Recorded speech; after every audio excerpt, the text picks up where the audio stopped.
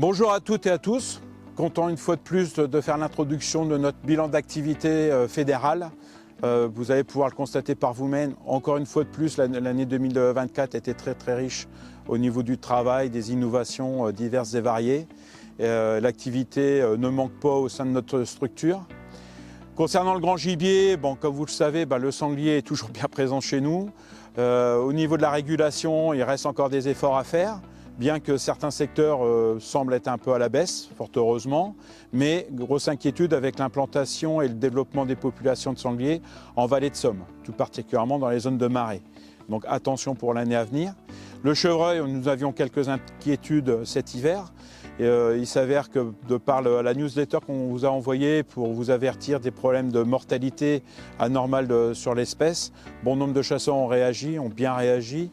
Et il s'avère que là, les observations de printemps sont plutôt positives, avec peut-être une baisse un petit peu sur le sud-amiénois, mais dans l'ensemble plutôt une stabilité de l'espèce, ce qui est très bien comme ça. Concernant le petit gibier, on ne baisse pas les bras. Une fois de plus, l'année 2024 a été catastrophique pour l'espèce. On continue, on ne lâche pas, on ne lâche rien en la matière. Vous verrez que dans la commission petit gibier, on redéveloppe à nouveau et on améliore la charte petit gibier et la gestion des espèces, faisans, perdrix et lièvres forcément.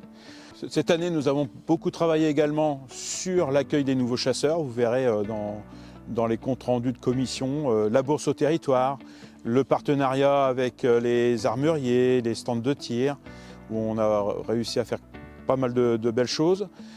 Également la journée, qui a été une très belle journée pour l'accueil des non-chasseurs, et ça on compte encore le développer cette année en 2025.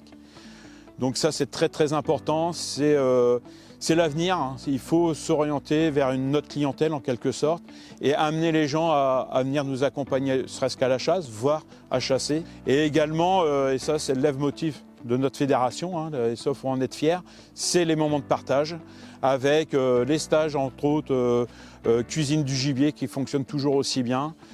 Tout ça pour dire que la chasse c'est vraiment un moment de partage. Je vous laisse visionner le reste des comptes rendus de commission et puis je vous souhaite tout simplement une très belle assemblée générale et une très belle année cynégétique 2025-2026 en espérant que le printemps 2025 soit à nouveau avec nous pour pouvoir observer de belles reproductions de notre petit gibier de plaine. Merci à vous. Merci Emmanuel. Bonjour à toutes, bonjour à tous. Je suis très heureux de vous retrouver cette année encore afin de vous présenter l'intégralité de l'activité fédérale, une activité très riche encore cette année. Rentrons dans le vif du sujet. Partons à la rencontre de Jean-Gabriel Georges, président de la commission Petit Gibier, qui va nous présenter l'intégralité des projets mis en place pour 2025. Concernant la commission Petit Gibier, nous allons faire fort en 2025. Avec une commission qui se retournera sur le terrain. Nous avons organisé des réunions avec les présidents de GICE. Nous avons continuerons d'organiser des réunions à destination des chasseurs par unité de gestion. En 2025, nous voulons faire chasser nos chasseurs. C'est peut-être une lapalissade, mais je peux vous assurer que vous pourrez compter sur la fédération pour vous accompagner sur le terrain à réintroduire, à aménager nos territoires. En 2025, la commission Petit Gibier voit son budget doubler. Et on passera ainsi de 100 000 € à 200 000 € le montant des aides qu'on pourra vous apporter via une nouvelle charte Petit Gibier sur lequel évidemment vous sera demandé un certain nombre d'engagements sur l'aménagement de votre territoire, sur l'agrainage et également sur la mise en place de points d'eau pour les petits gibiers, qu'ils soient perdrix ou faisans. On vous demandera de vous engager bien évidemment sur le piégeage. Ça sera quelque chose d'obligatoire en donnant au moins un piégeur avec son numéro d'agrément. On accentuera aussi, et ça je pense que c'est nouveau, en s'inspirant d'autres départements qui le font, une aide plus spécifique à la construction et à l'aménagement de grandes volières qui permettra aux oiseaux, notamment perdrix faisans, de se reproduire dans des conditions beaucoup plus tranquilles et d'assurer une pérennité de l'espèce à travers la reproduction. Ce nouveau contrat vous est présenté en assemblée générale. Évidemment, on comptera sur les éleveurs de notre département pour produire du gibier de qualité, mais également à des prix qui seront compétitifs. On retournera également avec vous sur le terrain pour contrôler la mise en place de ces différents dispositifs et on vous accompagnera fortement en 2025. Merci Jean-Gabriel. Alors comme vous avez pu le constater, le Petit Gibier, c'est une commission qui ne manque vraiment pas d'ambition. Mais comme vous le savez également, le Petit Gibier ne pourra pas s'en sortir sans l'aide de nos amis piégeurs. Partons à la rencontre de Monsieur Serge Pourchet, président de la commission prédation. Alors mesdames, messieurs, bonjour. Tout d'abord, je voudrais vous parler de la prédation. Il est important de donner aujourd'hui des chiffres. Sachez que pour le renard, en 2005, on était à 0,25 renards au kilomètre parcouru. Aujourd'hui, on est à 0,45. Dans la même période, en 2005, on prélevait 11 000 renards. Aujourd'hui, on est à 5 200. Vous voyez un petit peu l'écart, c'est impressionnant. Sachez que les populations de renards ont augmenté, que le nombre de dégâts augmente. Je veux vous parler un petit peu des corvidés. Eux aussi sont en augmentation, de moins en moins de prélèvements. 537 fouines, une centaine en moins par rapport à l'année précédente. 12 266 corneilles noires, 2500 de moins. 23 336 corbeaux freux, toujours en augmentation. 2809 pies, soit 200 de moins qu'en 2021-2022. Pour vous dire que le piégeage est primordial, mais il faut continuer à le faire. Je voudrais vous parler un petit peu aussi de tous les efforts que la Fédération a pu vous faire. Alors, pour les aides financières, sachez que les efforts de la Fédération sont importants. 110 000 euros pour la régulation des prédateurs. 80 000 pour de subventions ont été versées aux piégeurs pour l'exercice 2023-2024. 8 000 pour les déterreurs et 5 000 pour les louvetiers. Enfin, je dirais aussi qu'on a un souci aussi maintenant qui se développe de plus en plus, c'est au niveau du ragondin. Sachez qu'en 15 ans de temps exactement, on prélevait 95 ragondins. Aujourd'hui, on est à 671, donc 6 fois plus en 15 ans de temps. Le ragondin est quand même préjudiciable, surtout pour les chasseurs de gibier d'eau, et ainsi que tout ce qui est l'environnement qu'il occupe. Je vous souhaite une bonne journée. Merci pour votre attention.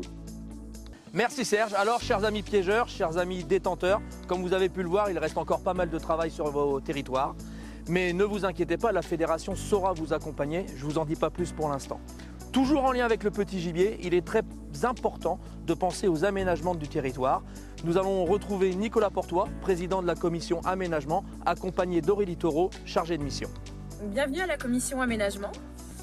Cette année, les conditions climatiques furent assez particulières avec un fort taux d'humidité tout au long de l'année. Et du coup, la petite faune de plaine cherche vraiment du refuge pour s'abriter, se nourrir et également se reproduire. Ainsi, la fédération, via les financements de l'éco-contribution, l'OFB et la FNC, propose différents aménagements pour pallier à cela.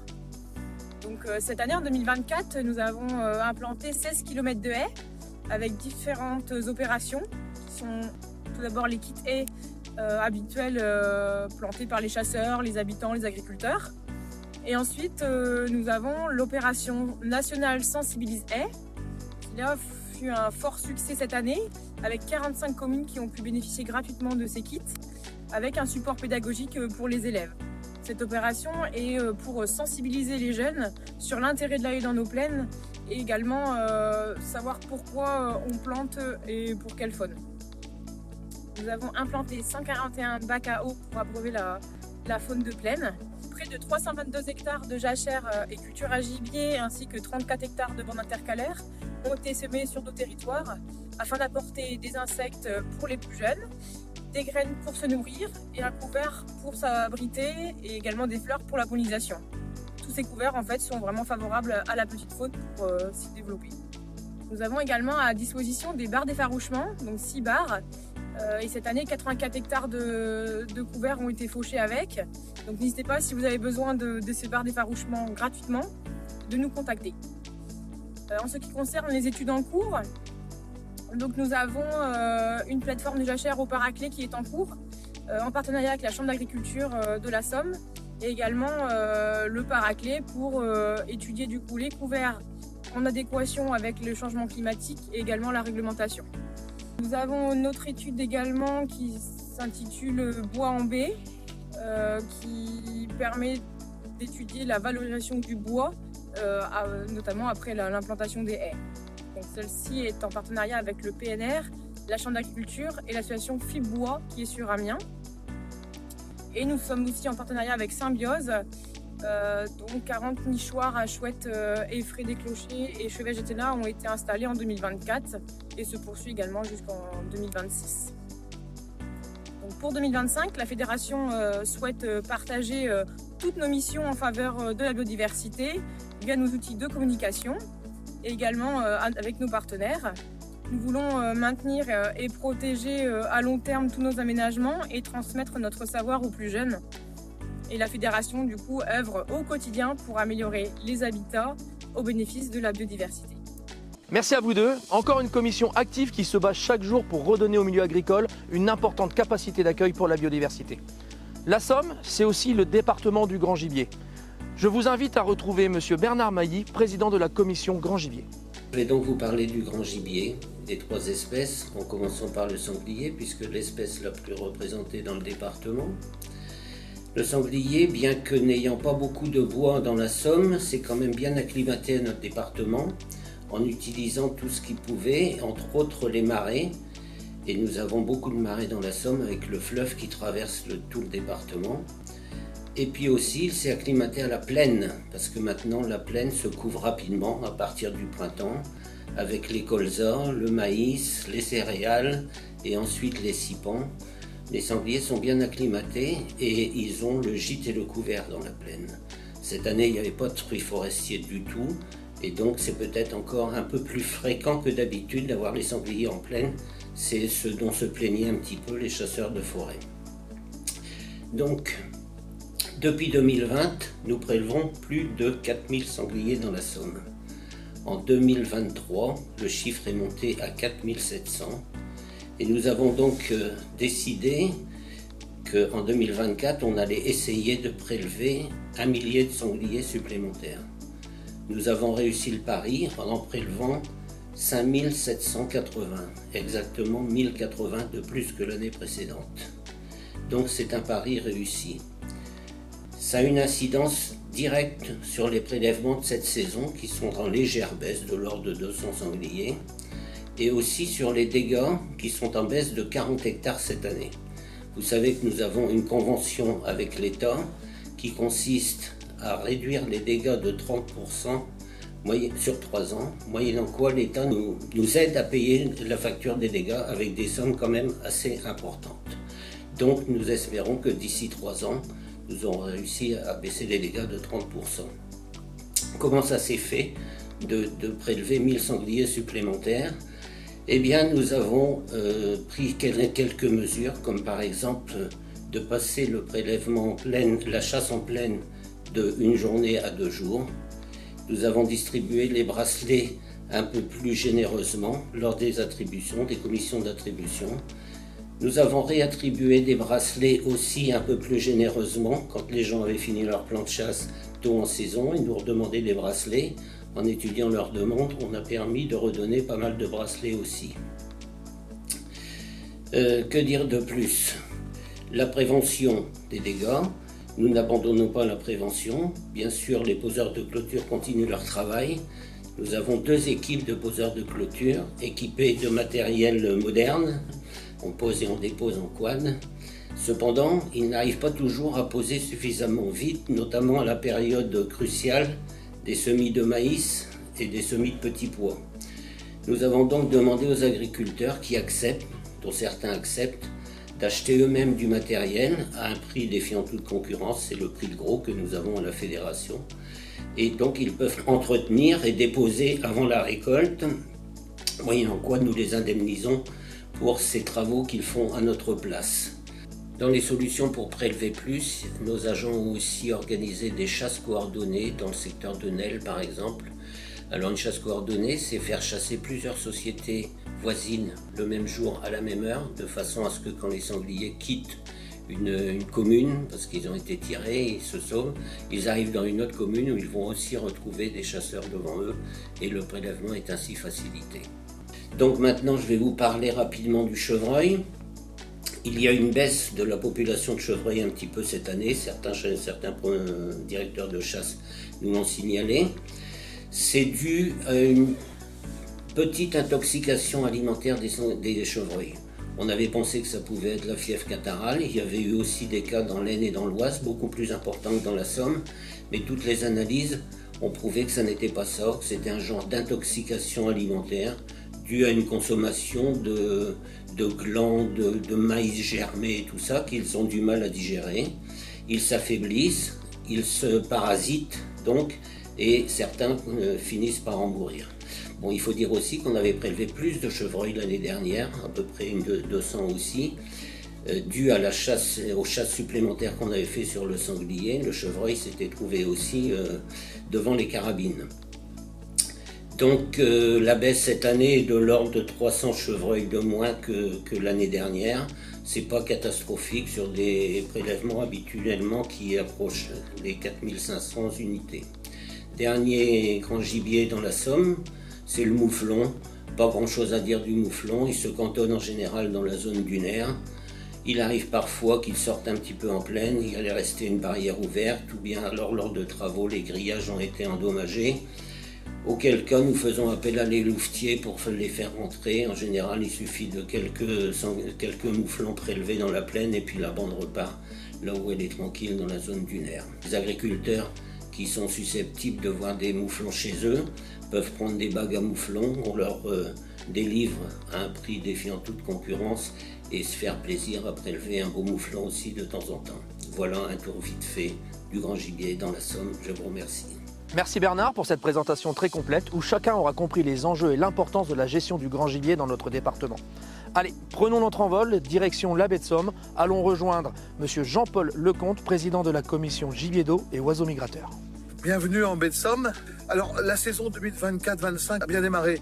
On a eu une bonne reproduction avec des marées beaucoup en eau, beaucoup de nourriture pour les canards. On a vraiment eu un bon démarrage de saison et on a vu beaucoup de canards colverts, beaucoup de sarcelles, beaucoup de souchets jusqu'à peu près la moitié de la saison au niveau notamment du mois de novembre. Ensuite, c'était catastrophique. Il n'y a pas eu d'arrivée d'oiseaux nordiques. Les conditions météo ont été très mauvaises, hein, beaucoup de tempêtes, et donc on a vu très peu d'oiseaux. C'était à peu près semblable, notamment pour le pigeon ramier et pour les grives. On a vu très peu de turdidés. Par contre, la Commission européenne peut nous jouer un mauvais tour et là, il y a le feu à la maison au niveau des chasseurs de gibier d'eau. C'est-à-dire qu'aujourd'hui, un groupe d'experts, un groupe de scientifiques associés aux États membres initie la possibilité de mettre en moratoire plusieurs espèces, plusieurs canards notamment. Le canard milouin, le canard pilé, le canard siffleur, le canard souchet et la sarcelle d'hiver. Ce qui fait qu'aujourd'hui, on pourrait se retrouver avec des espèces soit moratoires, soit en gestion adaptative. Et ça, c'est pas bon signe pour l'avenir de la chasse des migrateurs, croyez-moi. On parle aussi de la perdrix grise qui pourrait être en moratoire éventuellement sur nos territoires. Merci au travail d'ISNEA. ISNEA est un organisme, l'Institut scientifique Nord-Est Atlantique, qui fournit des données grâce aux fédérations départementales des chasseurs. Nous travaillons donc avec 5 protocoles, un radar réalisé notamment sur le département de la Somme et qui fournit des données qui ont contribué à l'élaboration des dossiers pour défendre la chasse des migrateurs en France et dans notre département bien sûr.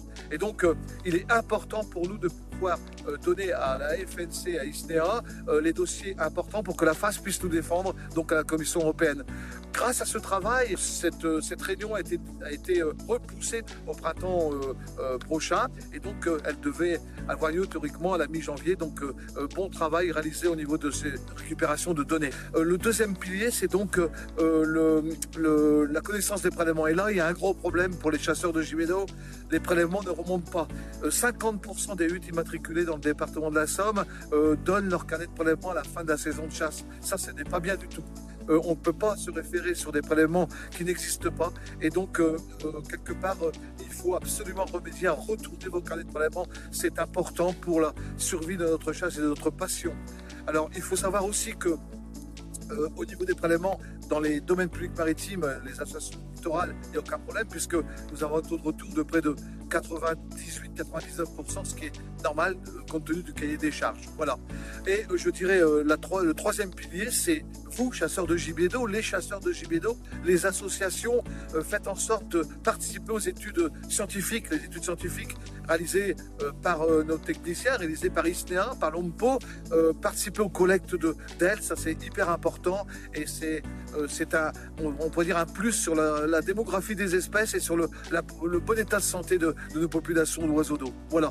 Donc, chasseurs de gibier d'eau, participez à nos activités, participez à nos études scientifiques auprès du technicien de la fédération Nicolas Dilly, mais également au niveau des associations de chasse de gibier d'eau qui sont un peu partout dans le département de la Somme. Alors, au rayon des bonnes nouvelles, on va dire que quelque part, il y a eu la reconduction des baux de chasse du domaine public maritime, un très bon travail réalisé auprès des services de l'État. Ça s'est relativement bien passé. Nos 4 présidents d'associations ont signé donc les baux de chasse l'été dernier. Ça c'est très bien. Nous sommes repartis pour 9 nouvelles années, notamment au niveau du littoral, au niveau de la chasse au gibier d'eau. Ça c'est parfait. Voilà. Vous dire aussi que aujourd'hui, la commission gibier d'eau initie aussi les ateliers du gibier d'eau. On a réalisé un petit stage l'année dernière qui s'est fort bien passé. Cette année, nous allons nous décentraliser. Nous allons en réaliser sur la côte, hein, dans l'ouest, mais également dans l'est, où ce sont des petits stages d'une demi-journée où on apprend plein de choses sur la démographie des espèces, sur la sécurité à la chasse, à la hutte. C'est hyper important. Et je demande donc aux chasseurs de gibier d'eau et à ceux surtout qui veulent s'initier au gibier d'eau de participer à ces stages.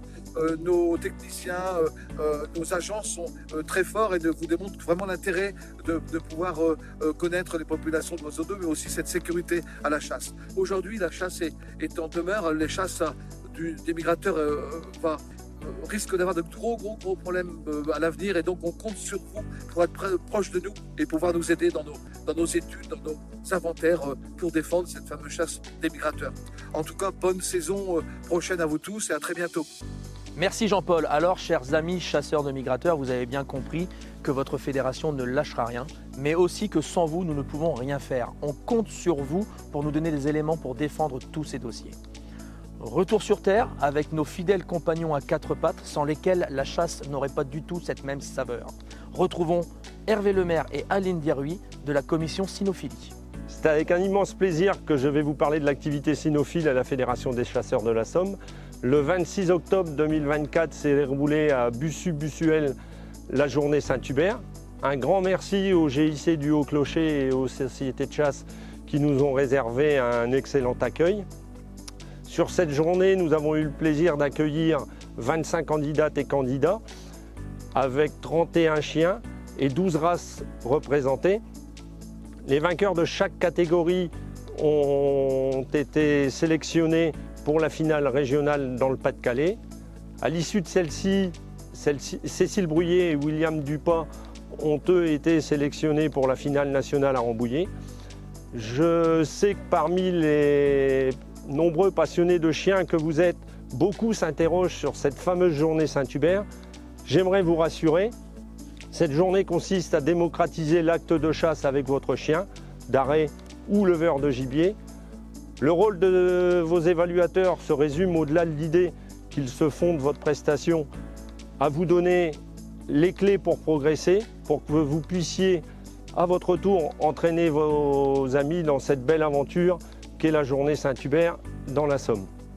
Les critères d'évaluation sont les suivants: la sécurité, normalement maîtrisée, les connaissances synégétiques que tout chasseur doit connaître, l'habileté à prélever un oiseau, les qualités naturelles de votre compagnon propres à sa race, sans qu'il ne soit champion ou surtitré, mais surtout la complicité qui vous lie à votre chien. Vous savez ce que nous évoquons tous avec tant d'éloges et les yeux brillants lorsque nous racontons nos journées de chasse avec lui.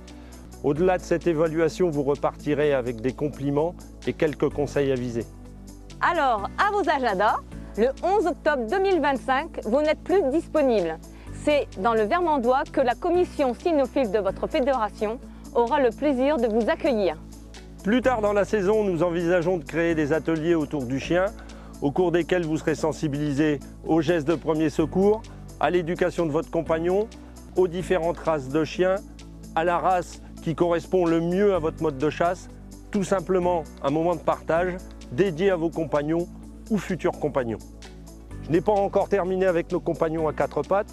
Côté grand gibier, depuis quelques années, le sanglier occupe une place significative dans notre département, avec plus de 5000 individus prélevés.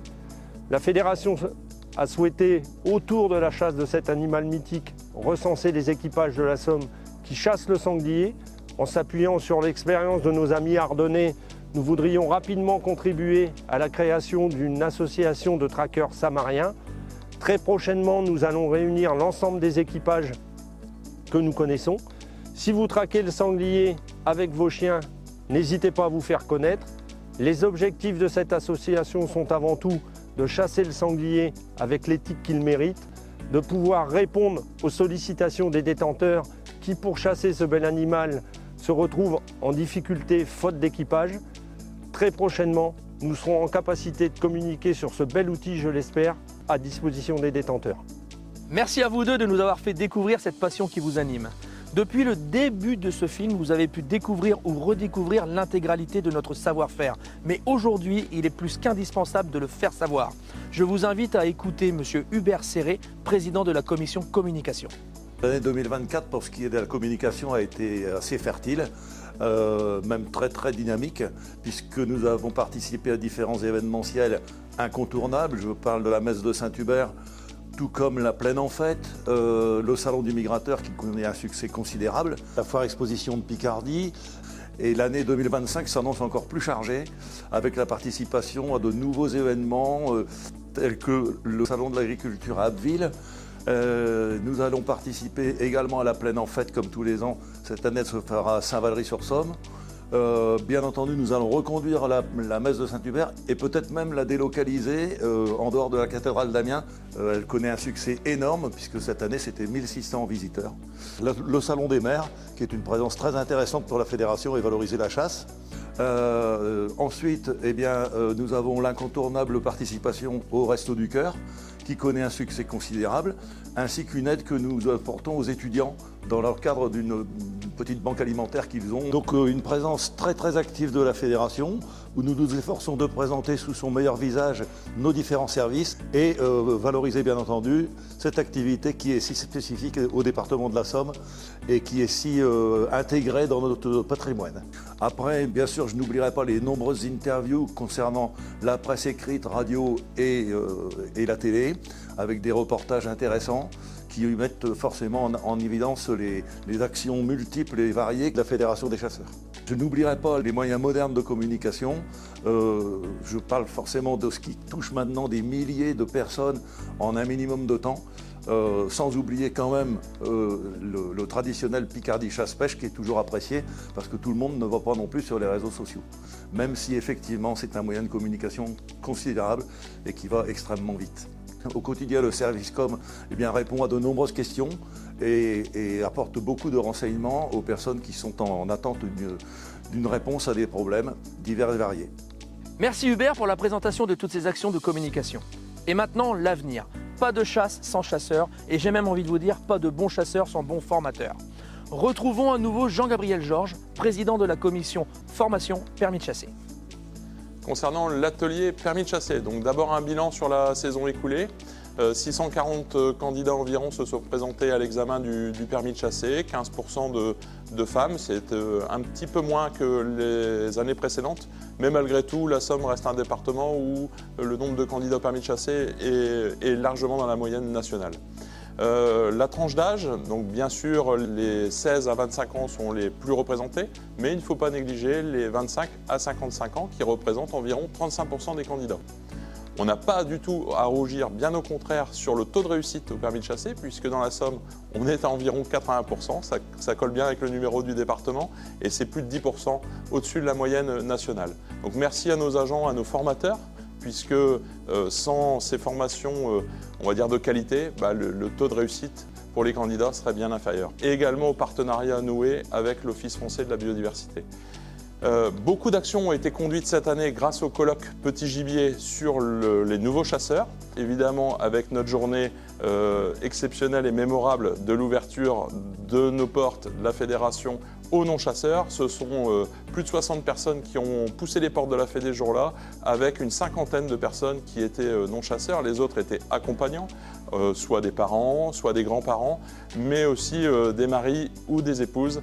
Et derrière, nous avons eu une vingtaine de personnes qui ont passé leur permis de chasse et qui ont réussi à 100% leur permis et qui étaient extrêmement satisfaits de cette journée. Donc je tiens à remercier l'ensemble des agents qui se sont mobilisés, ainsi que les administrateurs. De nombreux ateliers ont été proposés, le gibier d'eau, la chasse à l'arc, le tir à la carabine, le gros gibier, sans oublier les chiens, et évidemment l'atelier permis de chasser. Alors journée inoubliable, avec un moment le midi très agréable, avec la découverte de la venaison, ça fait partie de la chasse, et il était important pour nous, la fédération, de montrer aussi notre savoir-faire. On recommencera, on récidivera en 2025 et je compte sur vous pour faire passer le message à vos amis, à votre famille, à vos collègues. Et la journée a été calée au 30 août. Voilà, samedi 30 août 2025. Je tiens à remercier le président Yves Butel d'avoir organisé cette journée parce que c'était une première pour les fédérations. On est la première fédération à avoir organisé cette porte ouverte uniquement réservée aux non-chasseurs. Ensuite, on a déployé une bourse territoire. Sur le site internet, vous retrouvez sur la droite de la première page l'accès facilité à cette bourse. On est à peu près à une trentaine d'annonces perpétuellement en vie sur le site. Un site qui se veut du coup beaucoup plus accessible, avec des rubriques par secteur géographique, avec des rubriques par thématique de chasse. Je tiens à appeler votre attention sur deux rubriques un peu novatrices. Une rubrique évidemment pour nos nouveaux chasseurs, et on remercie les associations de gibier d'eau, les présidents de sociétés de chasse qui se sont mobilisés, qui ont bien marqué le coup pour cette année. Et une rubrique à ne pas négliger qui est celle des ésodes. Beaucoup de piégeurs sortent de notre formation sans avoir de territoire. Vice-versa, des territoires cherchent des piégeurs. Là, vous avez l'outil parfait pour trouver votre piégeur ou pour trouver votre territoire. Une autre action, et là on peut saluer l'engagement de nos armuriers de notre département et les stands de tir également, qui ont vraiment joué le jeu pour les nouveaux chasseurs, en proposant des offres promotionnelles exceptionnelles. Ça allait de la boîte de cartouches qui était offerte au réglage de la lunette, sans oublier, et ça franchement c'est extrêmement important pour nos nouveaux chasseurs, des offres de paiement en 3 fois sans frais pour les armes. Quand on démarre dans la chasse, même si la fédération propose des permis avec des tarifs plus intéressants pour le nouveau chasseur, il faut tout de même réserver son action. Et puis, sans armes, on ne peut pas aller à la chasse. Donc, merci aux armuriers d'avoir joué le jeu et merci également aux stands de tir. Également, une action sur le parrainage, donc qui était issue toujours du fameux colloque du Petit Gibier, qu'on a travaillé en 2024 et qui sera opérationnel en 2025. On sera en capacité d'offrir à chaque parrain qui voudra accompagner un nouveau chasseur à la découverte de son territoire, à la découverte de sa passion, d'un gilet de qualité sur lequel un message extrêmement mobilisateur et fédérateur sera associé. Donc chasser, c'est partager.